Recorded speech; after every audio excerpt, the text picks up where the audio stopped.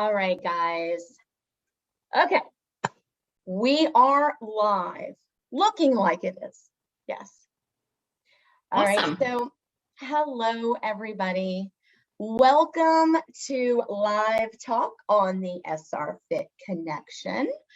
I was hoping that with the time change that more of you would be able to view live today, but of course, there's always an option to replay.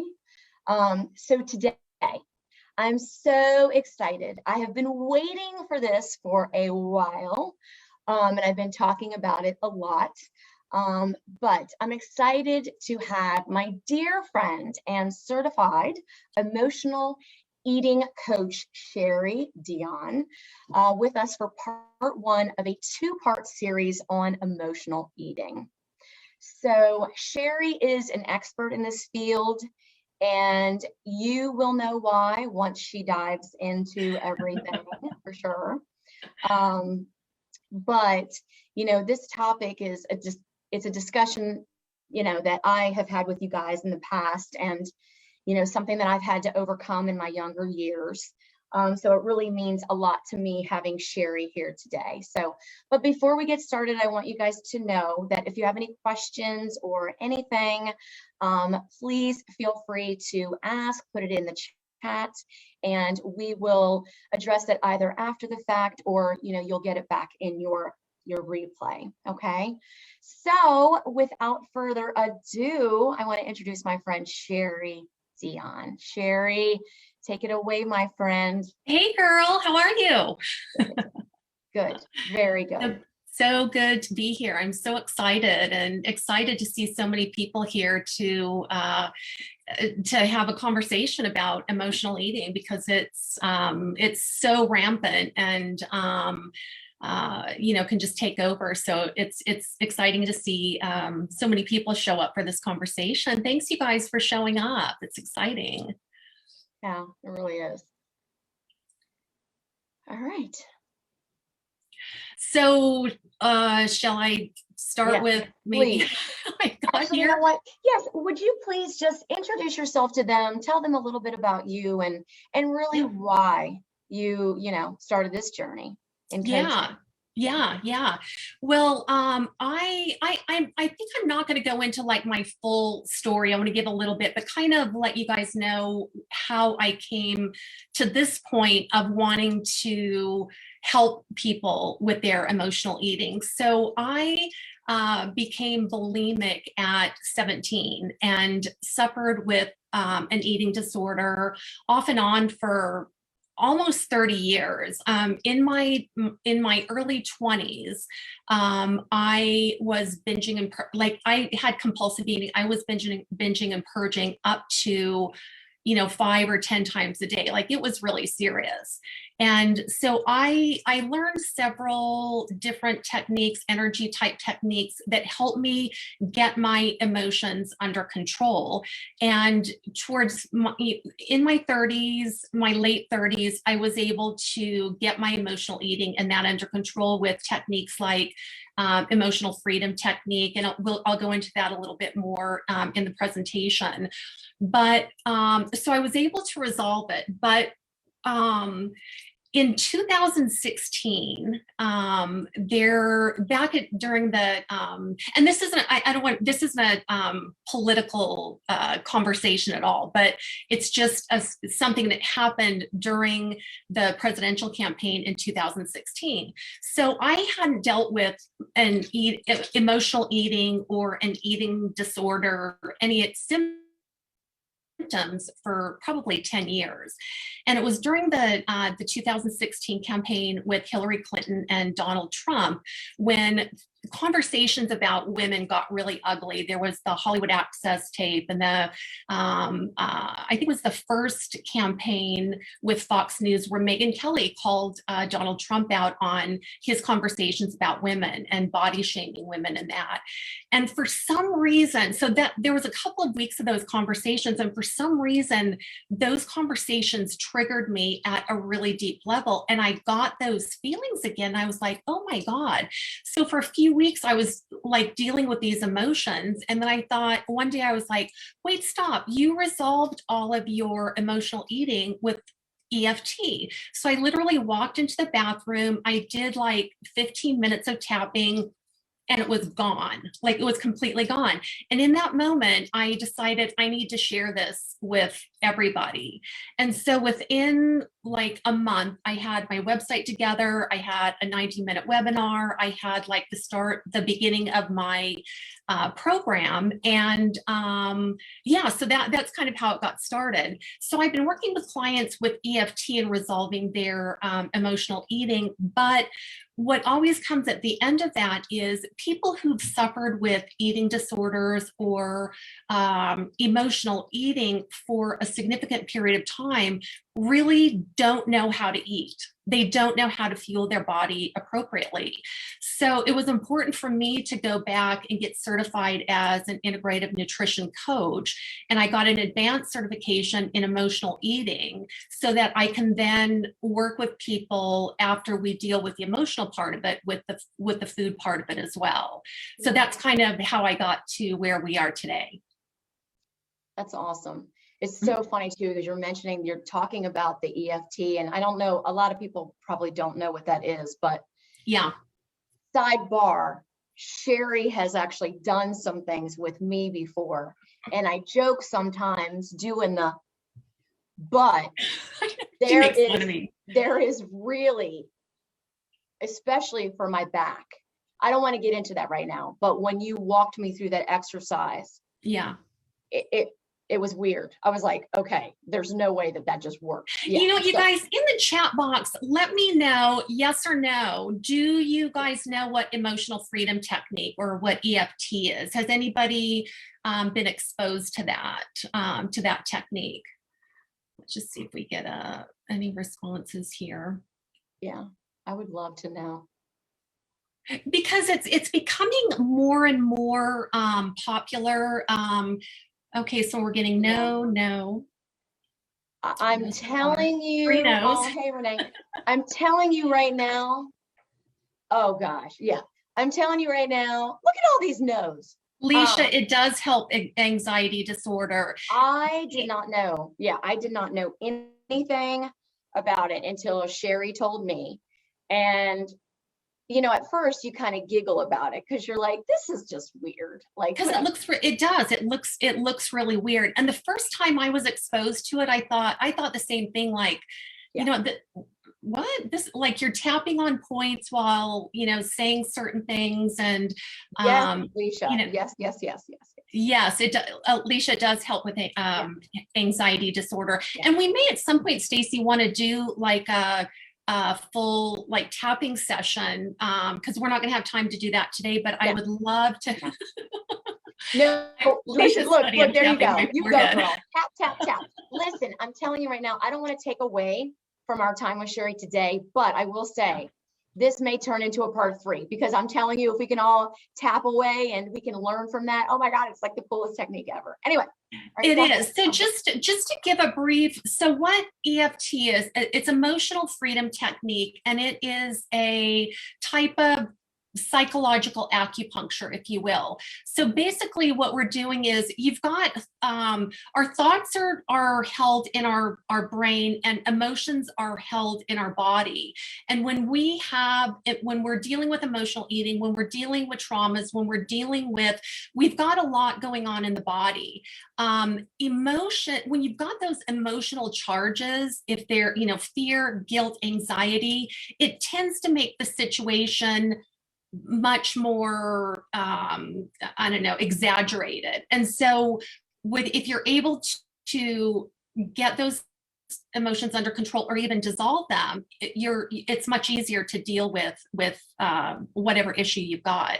So there are several meridians on the body. We've got like the eyebrow, inside eyebrow, outside. So I'm just kind of showing you the different tapping points.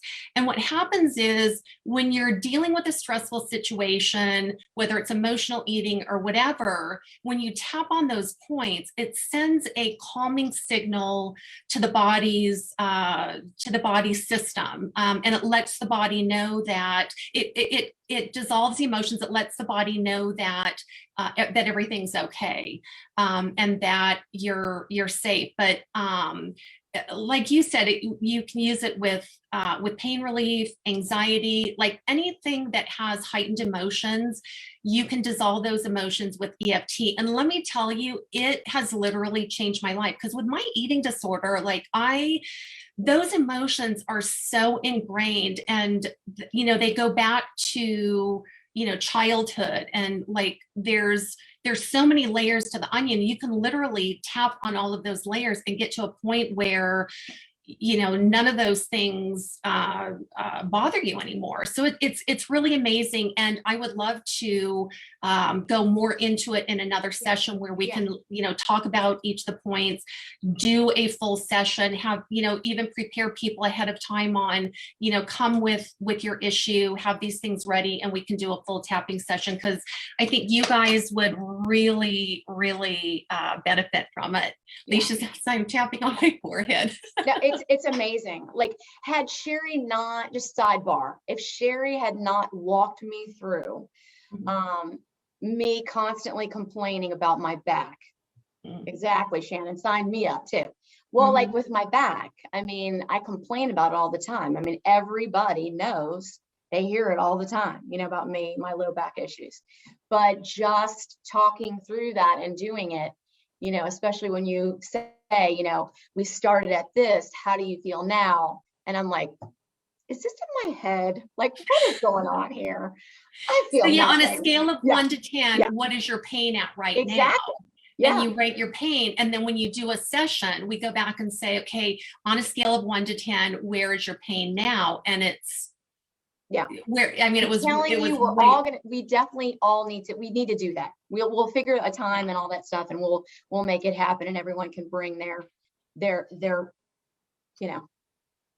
issue that they're having, and we'll go through it. So anyway, okay. So anyway, back to you.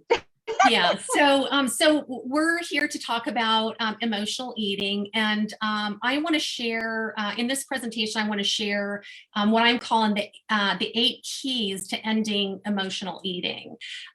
So I'm assuming, since you guys all showed up today, you guys all deal with eating emotionally.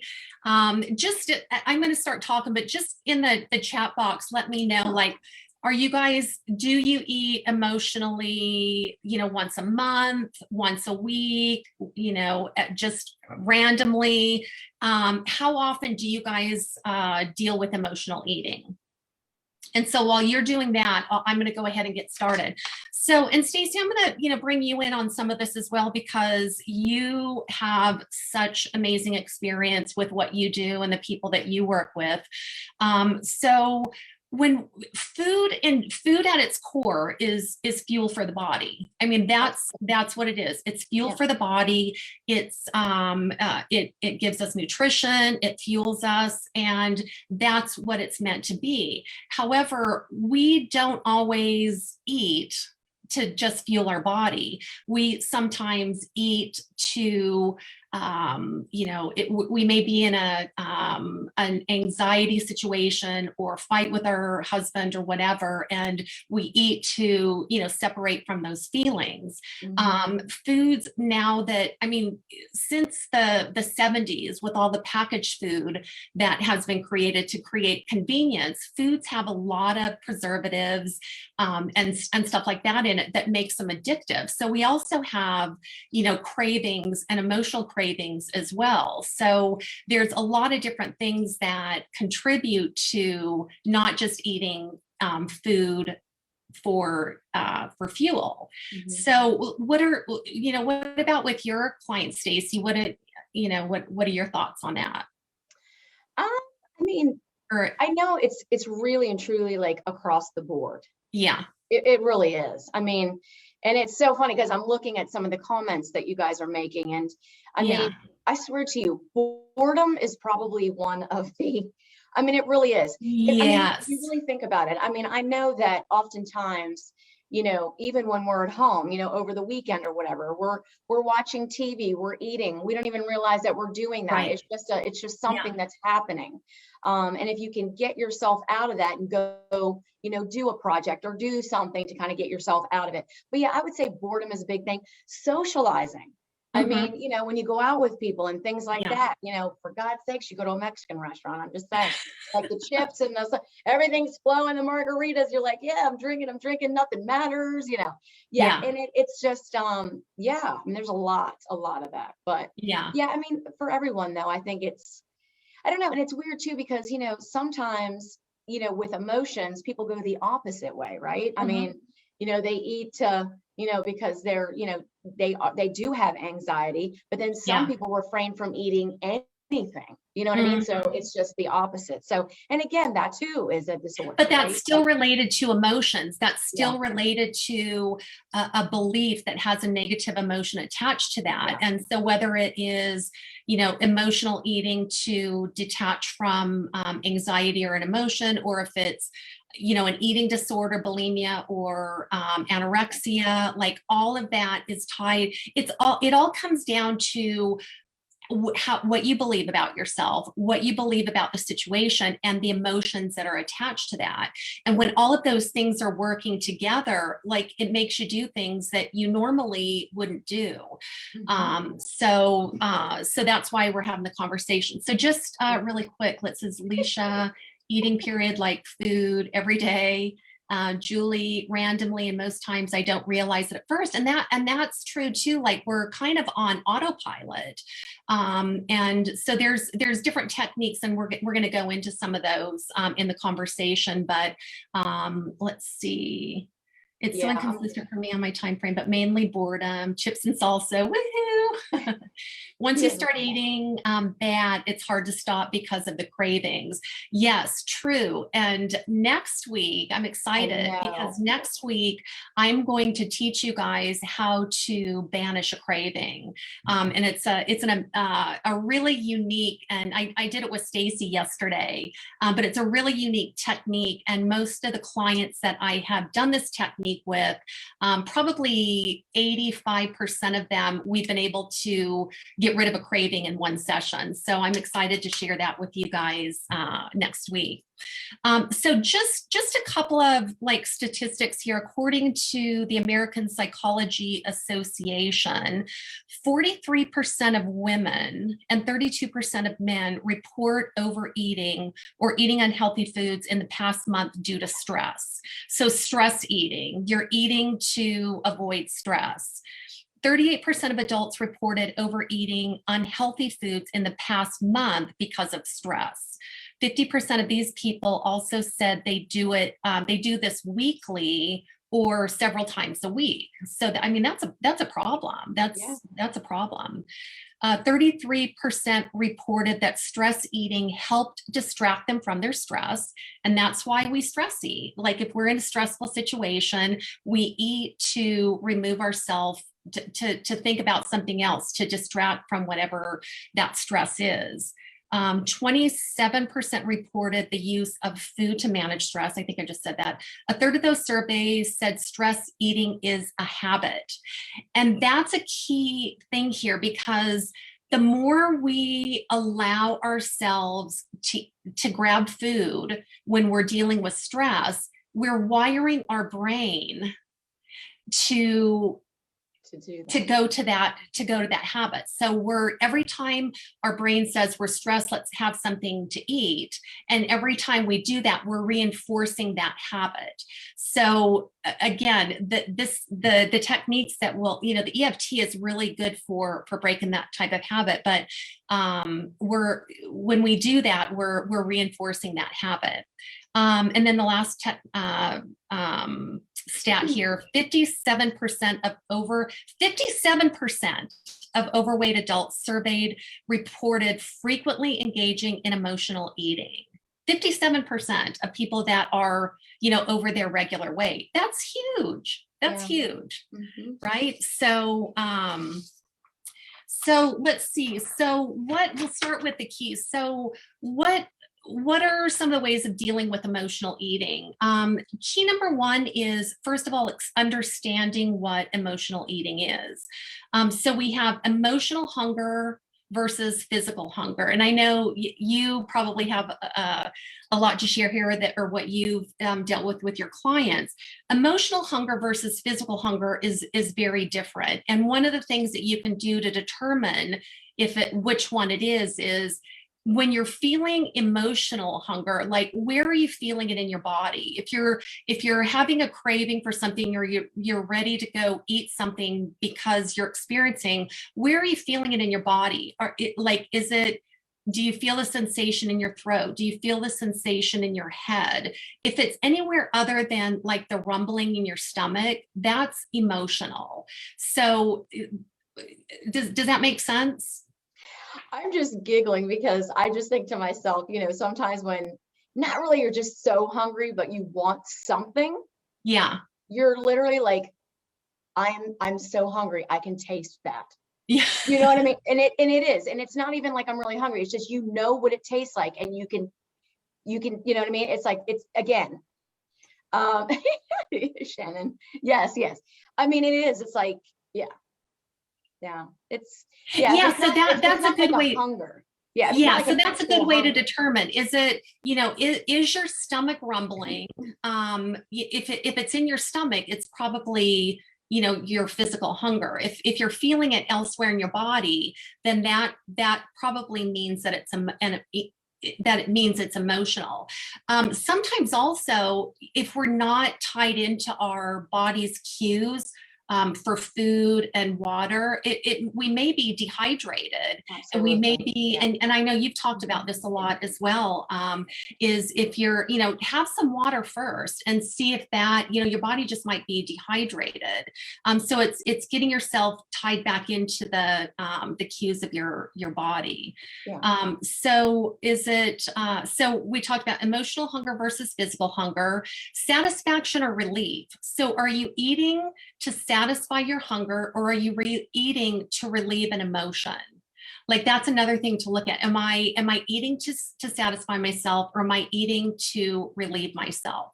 That's another way to tell if it's emotional, eating. The next one is nutritional. Is it nutritional or palatable? Are we eating again for the nutrition, or are we eating to satisfy our taste buds? Are we eating to satisfy a craving? So that's another way to understand if it's emotional or if it's a regular hunger. Mm-hmm. And then lifelong or transient. So is this something that, and we're going to go more into family patterns as we go in, but is this a lifelong pattern, something that maybe you learned in your childhood, or is this the emotional eating something that's just transient, something that's just happening right now, based on circumstances with your family or with work or whatever? So if it's something that you've kind of been dealing with for a while, it's probably there's an emotional attachment to it. If it's something that, everybody eating emotional is not a bad thing every once in a while. Everybody deals with it. Everybody deals with it.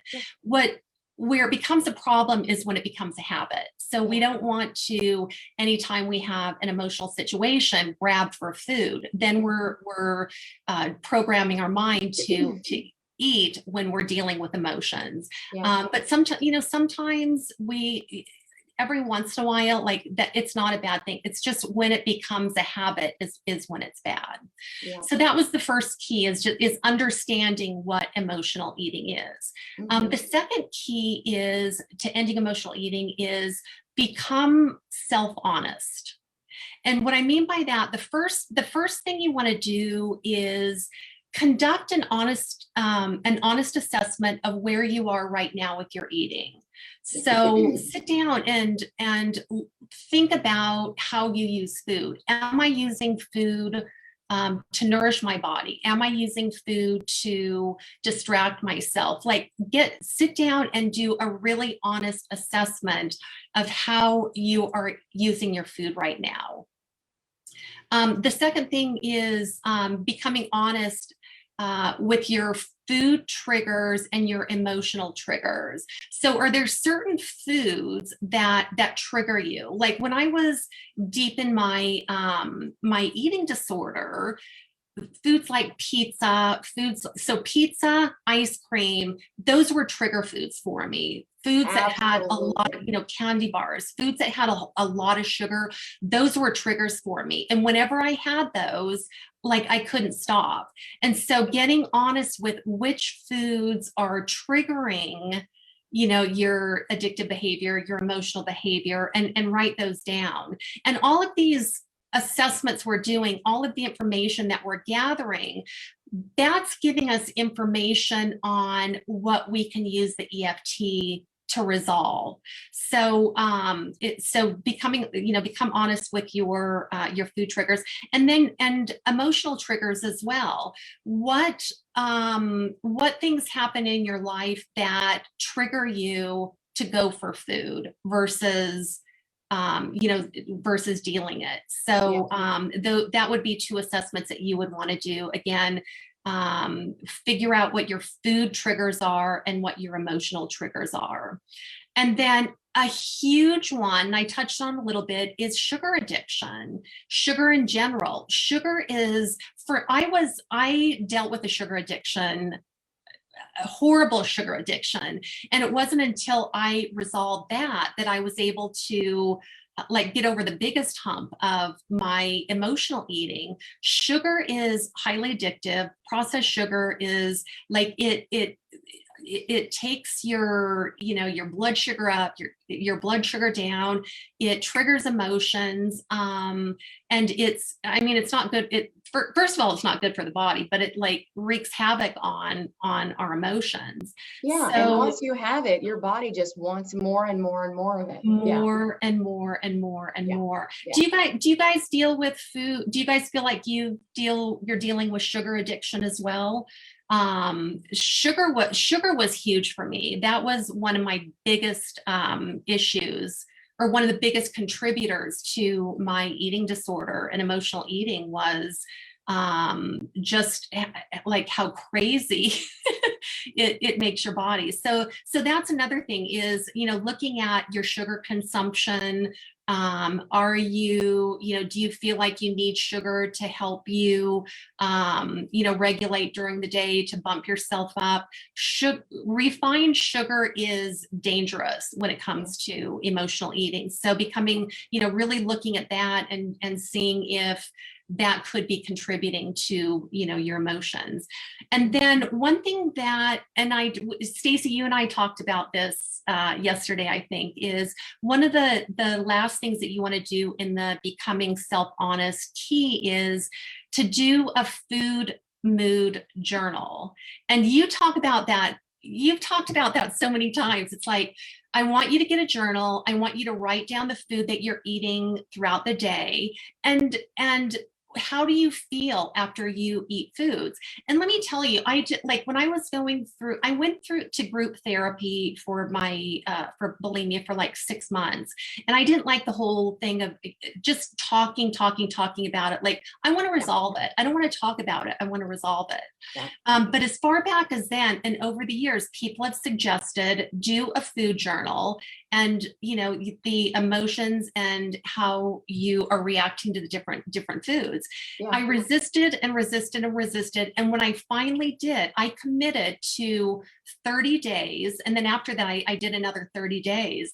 And literally every single thing that I ate, I wrote it down. And an hour later or whatever, I wrote down what I was feeling. And I was amazed at things that I just had no idea, or just didn't want to admit were bothering me, were totally bothering me. And what I figured out is everybody's probably going to say the same thing, but breads, pastas, You know I'm pastry, going to say like that. I You know I'm know, I know, all of the bad carbs.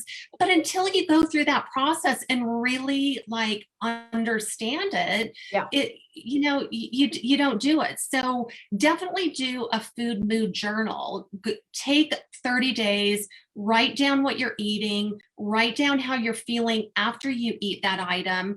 And that's going to also, if you know what foods to avoid when you're, going through these, stressful times, that's also going to help with your emotional eating. But again, those trigger foods, can also be addressed with emotional freedom techniques. So, do you have any questions, Stacey, on key two? Actually, just in going back to what you said, I mean, the tribe, they all know when every month we have our, clean eating challenge, it's there for the taking. But in my guidelines, and you guys, just so you know, this is what, Sherry and I were talking about yesterday. Everybody has like a Fitbit or a Fit tracker or, what have you to track your food. But the writing or keeping a journal has nothing to do with the fact that I'm 50. Okay. It has to do with the fact that, and then I don't want to use, I don't want to use technology to track my stuff. No, it has to do with the fact that when I was going through my eating disorder, and that was one of the things they advised me to do, was so Sherry extended on, yes, you've got your food journal, but elaborate on how you feel. So that is the piggyback off of that if you guys could do would be amazing, because, and it's so funny because you said like sugar, like the pizza and the ice cream. Those were, I will say, hands down, the things that I always gravitated to when I had my eating disorder. And I could devour like, how many pizzas? But yeah, and the more I ate it, the more I wanted, the more I ate it, the more I wanted. It was just this vicious cycle. So, but anyway, going back though, when there's something about when you write in a journal, instead of plugging it into your watch or doing whatever when you're out and about, there's something about writing it down, that just messes with you. Well, there's a connection. It's a connection. It's a spiritual connection. It's, you're connecting your mind to your action. You're writing it down, like you say, versus just clicking a keyboard. It's a spiritual connection. So it's way more powerful than using a Fitbit or So that's a good, that's great. Yeah, absolutely. Yeah. But then you also, if you're dealing with food sensitivities and stuff like that, like this is a good way to, to figure that out. So you may have food sensitivities that you don't even realize that could be triggering, emotions and stuff like that as well. So food mood journal, if you guys have never done one, highly recommend it. You'll learn a lot about yourself. Okay, key 3 is family patterns and the power of beliefs. So in this part, in this key, what you want to do is you want to look back at your childhood and growing up, and how how was food viewed in your house? Were you given food as a reward? If you did something, if you won your softball game or whatever, did your parents take you to get ice cream? Like, did you get food as a reward for whatever, a good report card or whatever? Was food taken away if you didn't clean your room, you didn't get dessert?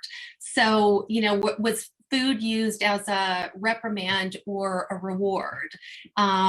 When you were sitting at the dinner table, like when you had dinner at night, was everybody at the dinner table, and did you all eat together? And when you were all eating together, was it a positive experience? Were you, was everybody sharing their day, or was it stressful? Your parents came home and they were, pissed at the boss or whatever. Was it stressful and you were just like, and everybody had to be quiet? Like, what was the mood around the family meal.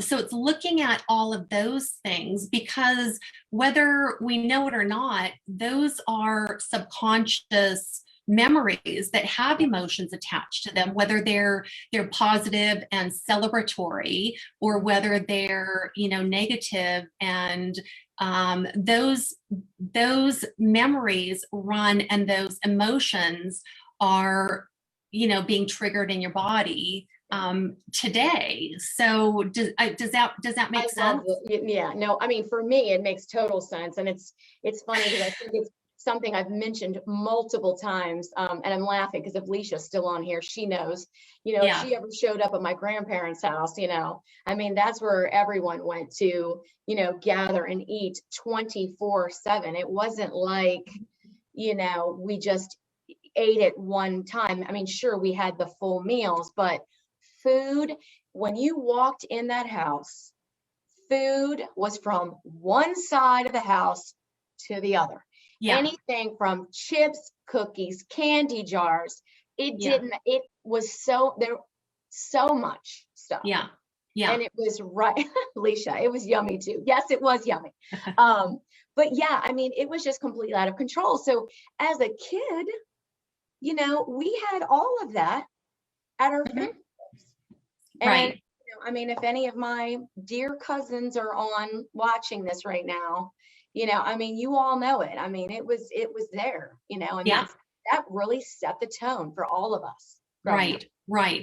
So, and that's another point. Was there an abundance of food? Was there food? Was food available at all times, or was there no, or did you not have food in the house? Was food scarce in your house?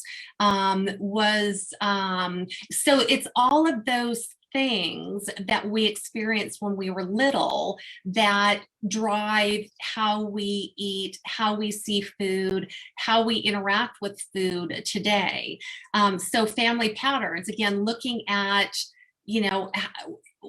how we interacted with food as a child, really getting clear on that is all, those are probably some of the most powerful subconscious tapes that run that drive us, with what we're doing today. Yeah. So Julie says, oh my gosh, family patterns. Dad would hog the snacks for himself, so us kids had to grab whatever we could. So we grabbed more than we needed and wanted. Right. So were there a lot of kids? Did you have to scramble to get food? Were you, was it feast or famine? Like all of those things contribute to how we perceive food and how we interact with food. So that family patterns is a huge one.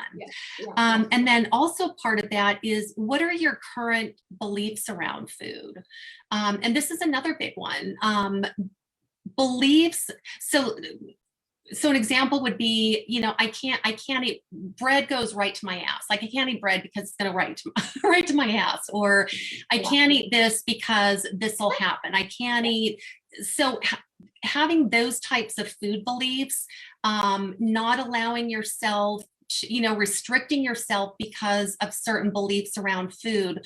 What that does is, if you restrict enough, like you're going to want to fight back, and you're going to want to eat it. And that's when you're restricting. And then when you finally say enough, that's when you end up gorging on it. So, getting clear on what your current beliefs are around food. I can only have so many calories a day. I can't eat this. I can't eat that. So getting clear on your current beliefs around food.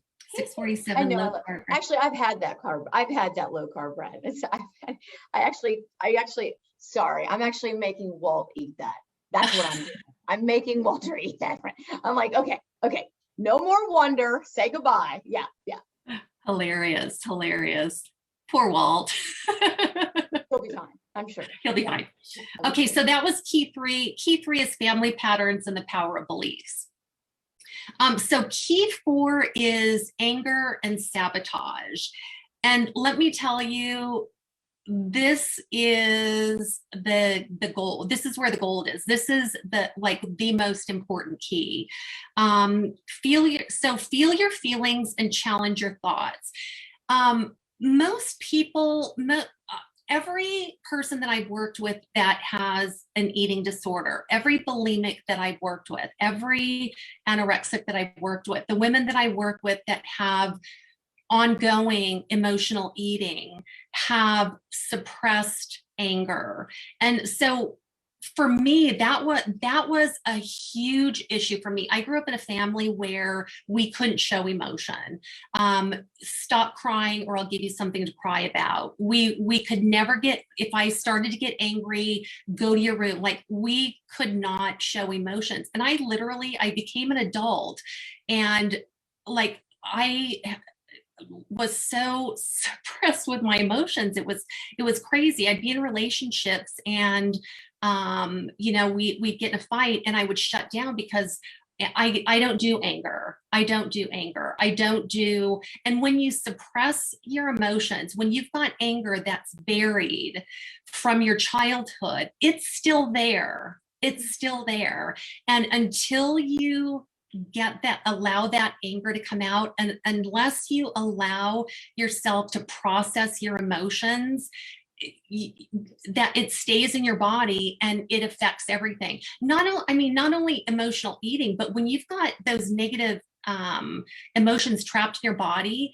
it can lead to all autoimmune issues and cancer and all different kinds of things. When you've got that negative energy and it's just festering in there, it creates tons of problems. So Leisha says, anger issues for me 100%.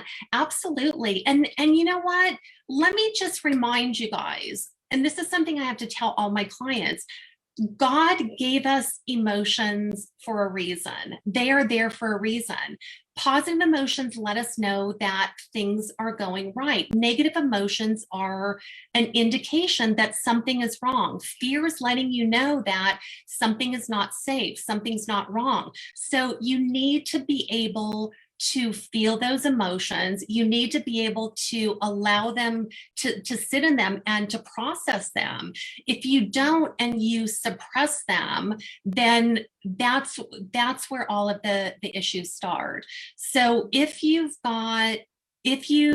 know you've got anger issues, or you tend to not allow your emotion, share your emotions, definitely anger work for me was the biggest release of my with the help of EFT. Anger work, like I did probably 12 intensive anger sessions that, I had anger, like so much anger I didn't realize. And when I was doing some of these anger sessions, like I was squealing like a howler monkey, and I was like, oh my God, where did that come from? Like, I didn't realize I was so pissed. Like, I was literally like squealing at the top of my lungs, like, and then looking at myself like, oh my God, like what just happened? Where did that come from? That's it. Part 4, we're gonna just get together and squeal. That's all we're gonna do. Yep. That sounds so we can definitely do. I'd be happy to do an like anger session with you guys, because that absolutely is the most powerful in all areas of your life, is getting the anger out, and then allowing, and then understand. Like, I literally had to go back and learn the spectrum of emotions. Like, I didn't allow myself to feel like the different levels of joy, the different levels of happiness, anger. Like, I literally had to go back and educate myself on all the different emotions. And it was like, all of my childhood and my adult life, like, I'm walking through life feeling completely numb. Yeah. Because that's what I was taught when I was a child. You don't show those emotions. Little girls don't get mad. All of the things that we've all heard. And I, like, most of my adult life until I dealt with this, like, I was walking around numb. I didn't feel, I was so detached. I was so detached from my emotions, I couldn't feel anything. So it was a whole education process of going back and learning emotions. And like, now having the whole spectrum, it's like, it's so cool. And when something does anger me, like, I allow myself to be angry, to process it. And once you process it and get it out of your system, then you can move on. There's also a difference of being angry about something and then staying in that anger. That's not healthy either, and hanging on to anger. So you want to be able to be in a spot, process it, and then move on. Yeah. So anger, I'm telling you, that is that's the gold in with emotional eating and eating disorders, for sure. Yeah, it is. Do you have any thoughts on or anything you want to share there, Stacy? Well, I mean, I'm looking at the comments, and a lot of these people are very close with me, and I've known them for years. And Leisha, I love you. I know you are. It's amazing.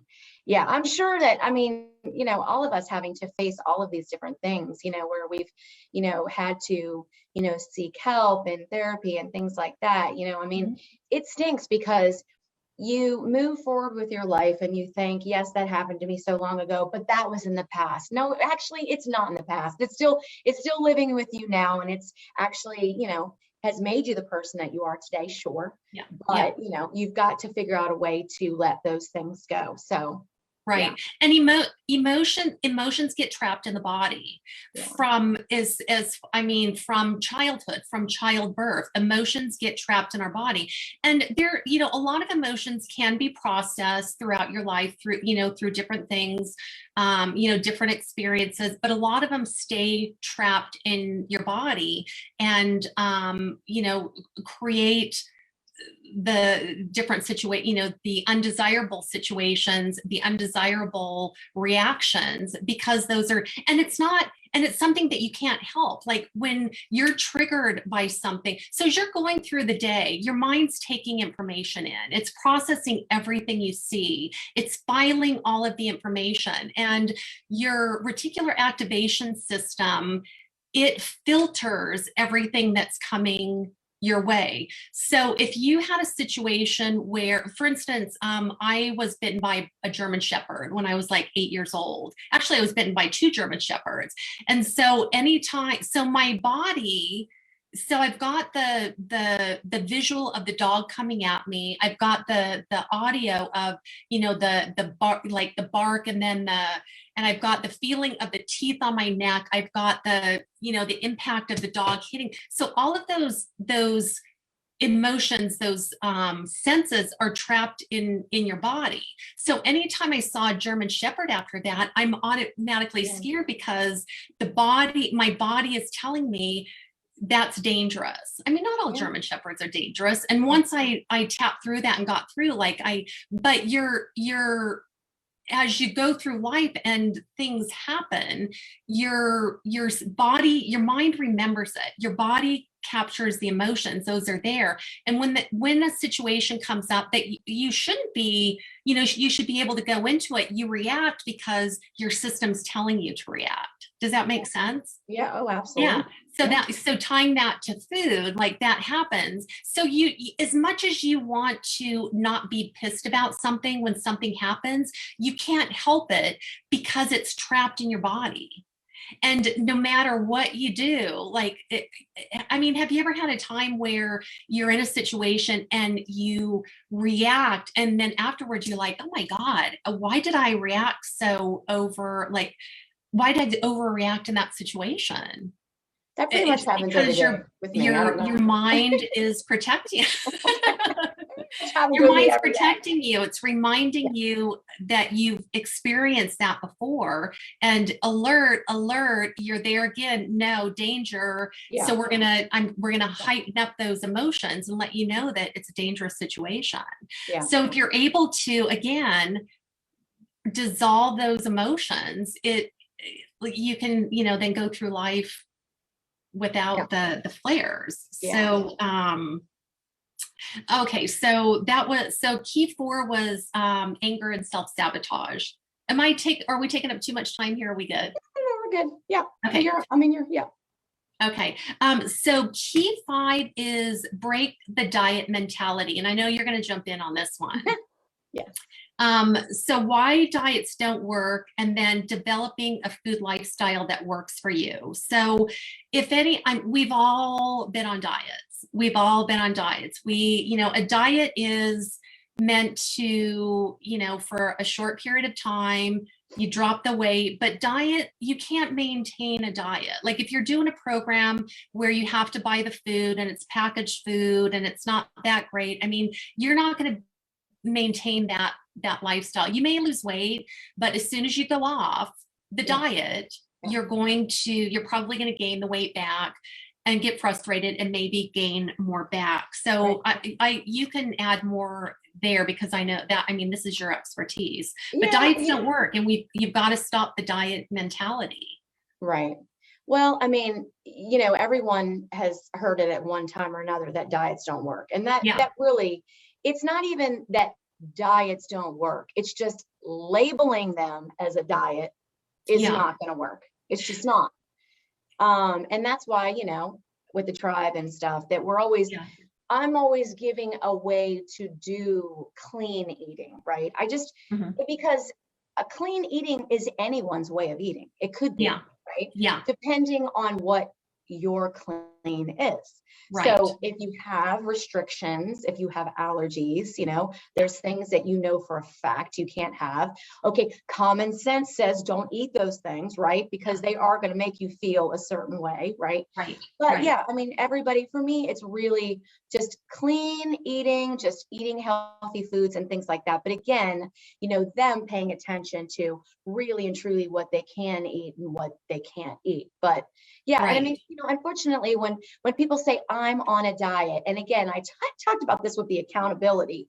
It's like, as soon as you put it out there and you tell people, yep, I'm on a diet, you know, immediately everyone's asking you, how's everything going? You know, you're immediately, I mean, you really set yourself up for failure almost. And it's, you know, and it stinks, but and 50% of people who go on diets end up with emotional eating issues and eating disorders.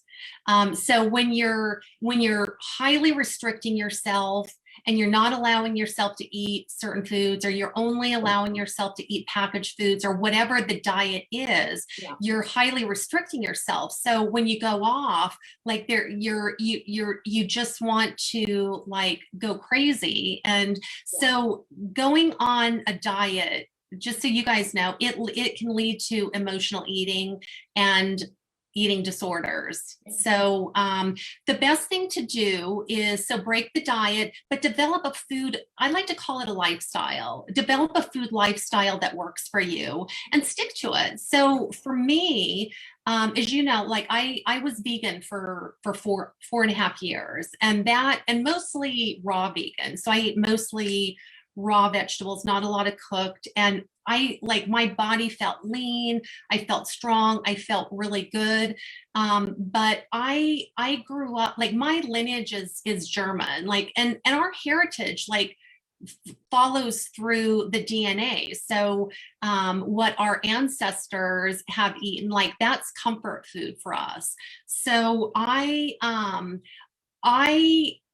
because I grew up on dairy farms, I grew up on grass raised cattle. And that, so I've started to, my body needs clean protein. And so I've since, not a ton, but I've added meat back into my diet, and I feel even better. So after going through my journaling and deciding what I needed to get rid of, the sugars, the pastas, the floured, foods, and I need protein, I need beans, I need dense, like really good fats. So the keto program works really good for me. And since I've been doing that, like I have no fluctuations in my blood sugar. My blood sugar stays even all day. And I feel my body feels lean. I feel strong. I feel really good. And so that's what I do. That's what my routine is. And I love it. Like I don't have to, I don't miss the pastas. I don't miss the stuff that makes me, because I'm in tune now. Like I know what makes me feel sick. So I don't want to have it anymore. Well, I mean, that's what it is. You associate the food with how you feel. Yeah.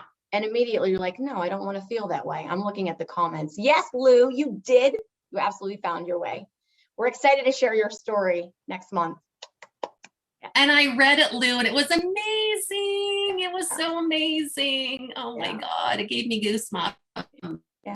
We're both doing the lemon and the celery in the morning. So, and you look amazing, Lou. So that was good. Okay, so we're I'll get back on it. So key 5 was break the diet mentality. Don't diet, find a food lifestyle that works for you. Key 6 is cognitive behavioral therapy. And that's where the EFT tapping comes in. So it's dissolve. So if you dissolve the trapped emotions in your body, you change your life. And so with these types of techniques, rewiring your brain with new habits, dissolving the emotional emotions trapped in your body. That is key 6. And again, very, very powerful. Key 7, setting yourself up for success. So you have to, if you're dealing with emotional eating, if you're dealing with an eating disorder, you have to, and several of the people reject this when I first say it. It's like, oh, you know what, I've got it under control. I've got it. I don't need to do it. But you really need to set yourself up for success. So, and what I mean by that is create discipline through scheduling. And I know you're a big fan of this as well. Meal prepping, deciding, setting up discipline of, I'm going to have my breakfast at this time. I'm going to have, like, making sure your meals are planned, making sure that you carry nuts with you or something throughout the day. So if you do get hungry, you're not going to, go another hour and then be famished and then eat the first thing. So having yourself scheduled and having yourself prepared, you have to do it. That's until you get it. And I still do all of those things, but until you get out of it, you have to set yourself up for success. So the next thing is the rubber band technique. And I've got my rubber band here. And let me tell you, I wore this for years. And what the rubber band does is when you're in when you're starting to go down that path of, eating emotionally, what you need to do is, and Tony Robbins, like all the gurus, you've got to stop. You have to stop in the tracks. And so if you're ready to, hit the rubber band, that's going to make you stop and go, it's going to stop that emotion. And then it's going to allow you a minute to then redirect. And that is, like I said, I still wear it. That's too funny. For like 4 years, I wore it. And so it stops the pattern immediately and it allows you to redirect. So that's one. Replacement activities. So I have a document that I give to my clients, and I'm actually going to share in the group afterwards, if you don't mind. Awesome. But having a list of activities that you can do instead of eating, and having that on your refrigerator or in your bedroom. So when you're heading to the refrigerator, you can snap and then look at the list and say, okay, you know what, I'm going to go hula hoop for 10 minutes, or I'm going to go, I'm going to take a drive to somewhere I've never driven before, or I'm going to create a new Spotify list. Like, it gives you, but it's there. So if it's not there, you get on autopilot, like somebody mentioned earlier, like you just get on autopilot and you're not thinking, and you open the refrigerator and before you know it, you've got half a cake gone. Whereas if you've got that reminder right there, set yourself up for success, like use tools like this. And then again, the EFT tapping, that really helps. Again, you can stop, you can, hit your rubber band, and then just take a few minutes, like even just breathe through that emotion, to give yourself a minute to process it. Walk downstairs, walk outside, and just take a deep breath of fresh air. Like, that'll stop a binge in its tracks. So it's having ideas of things that you can do other than that, but visually so you can see them, so you like, there's no question, like, I've got something else I can do. So key 7 is setting yourself up for success. And then the last key is the importance of love, self-care, and a spiritual practice. I mean, the biggest thing is honestly, like, finding love for yourself. I mean, and I hated my body. I hated myself for so many years, and it was such a miserable existence. And you know what? I'm pretty cool. I'm pretty darn fun. I'm cool. And it's finding the things that are unique Like, in you. snap the rubber band, snap out of it, Sherry. Yeah. Snap out of it. But finding the things that are unique to you, that are, that nobody else has, and really embracing them and really loving them, and like bringing more of those out.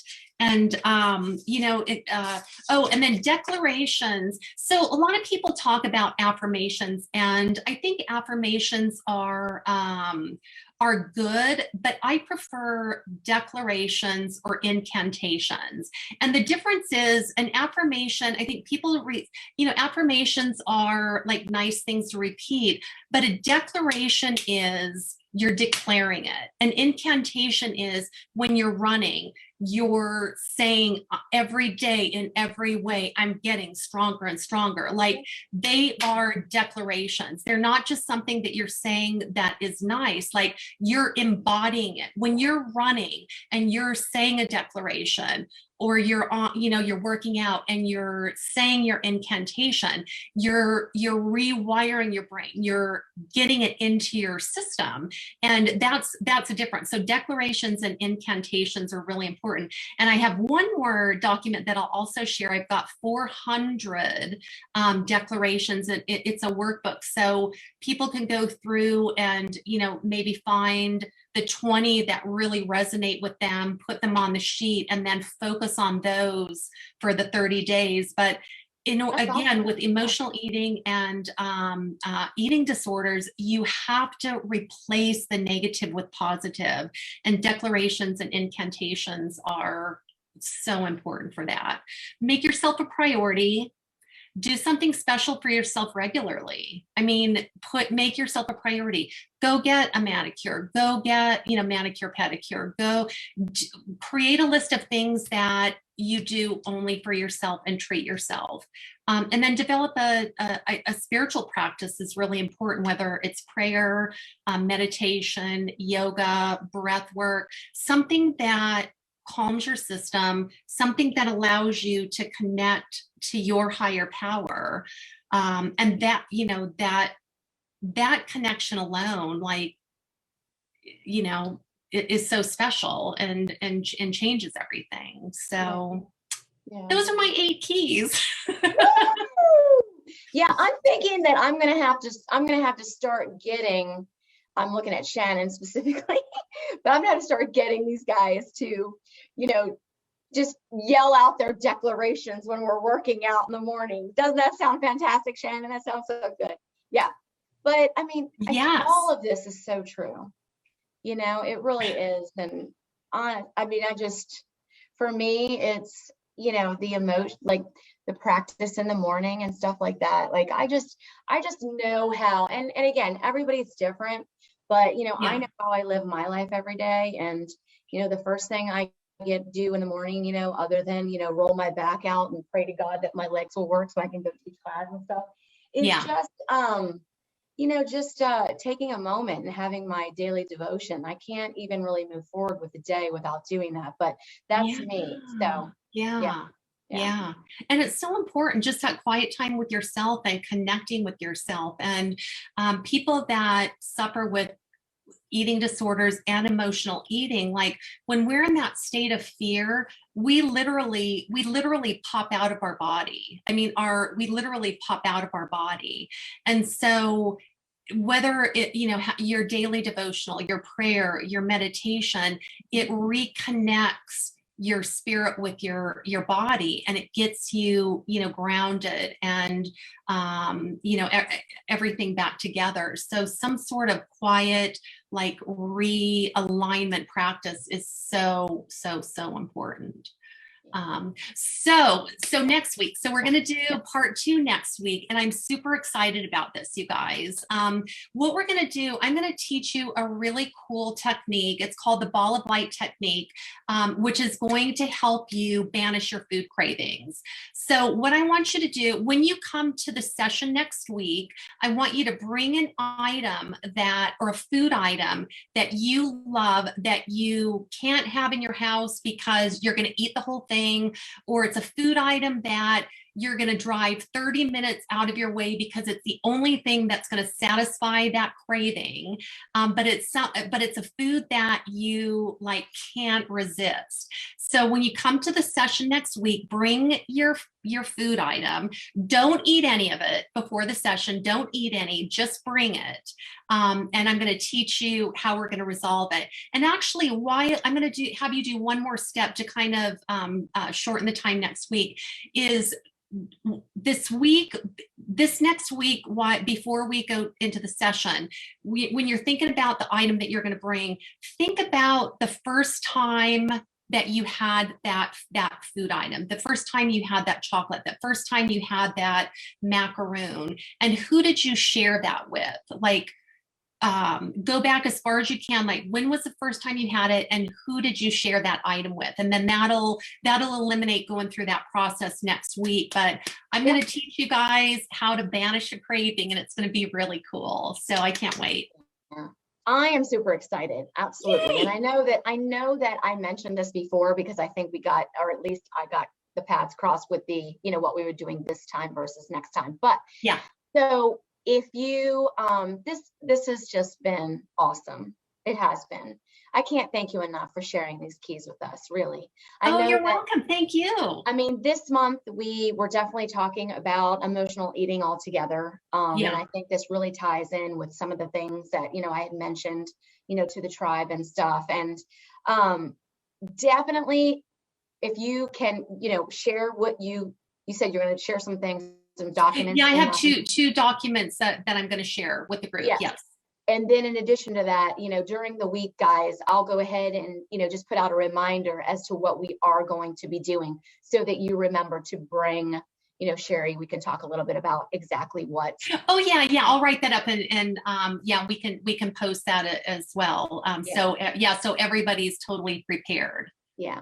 Next week. So you guys, everybody that joined us live and that commented and asked questions and all those things, and even for those of you who are going to watch the replay, I do encourage you to still ask questions after the fact, and Sherry will jump in and answer them, and, all that good stuff. But so happy to have you here. This is what it's all about, just sharing information, and really, hopefully someone got just a little bit out of this, and that, will help them on their way to, Yeah, and this is probably this video is going to be on the Facebook page. So if you feel like you missed any of it, or want to, go back and just oh, what was that part again? Go back and watch it again, and get, whatever other thoughts. But anyways, thank you, Stacy. It's been fun. I appreciate you allowing me to share this information, and so glad it was beneficial to everybody. Absolutely. And look forward to next week. Yes, and thank you so much for sharing your story. Oh, I know it's not easy sometimes to what, I say that, sometimes it's not easy, but sometimes it is. If you can just, again, it's about getting it out, talking about it, the things that you have overcome have now gotten you to the place that you are now. So it's good. But thank you again.